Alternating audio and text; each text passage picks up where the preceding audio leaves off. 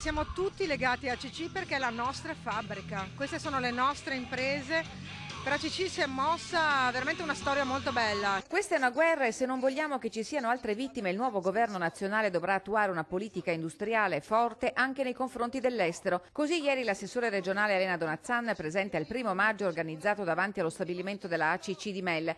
Davanti ai lavoratori Donazzan ha ricordato l'importanza della coesione territoriale e di come ACC rappresenti un modello di riferimento in questa fase di profonda difficoltà per tutte le situazioni di crisi nel Veneto. Credo che questo che deve essere un governo di unità nazionale, che deve avere come unica priorità e niente altro l'impresa e il lavoro, debba dimostrare che l'Italia mette da parte le proprie divisioni, che è unita e che soprattutto nei confronti delle multinazionali che ahimè stanno tutte facendo la scelta di lasciare l'Italia.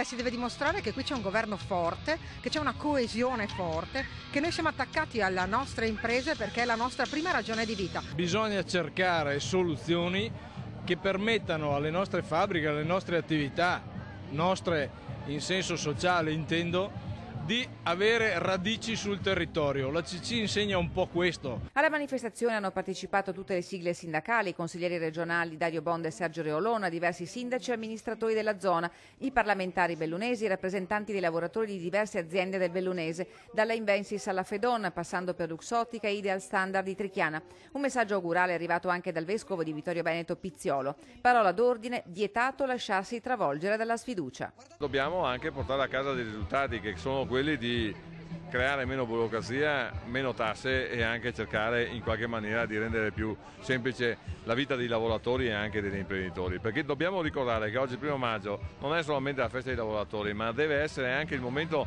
di fare il punto della situazione delle imprese, perché chi investe in questo momento è un grande eroe.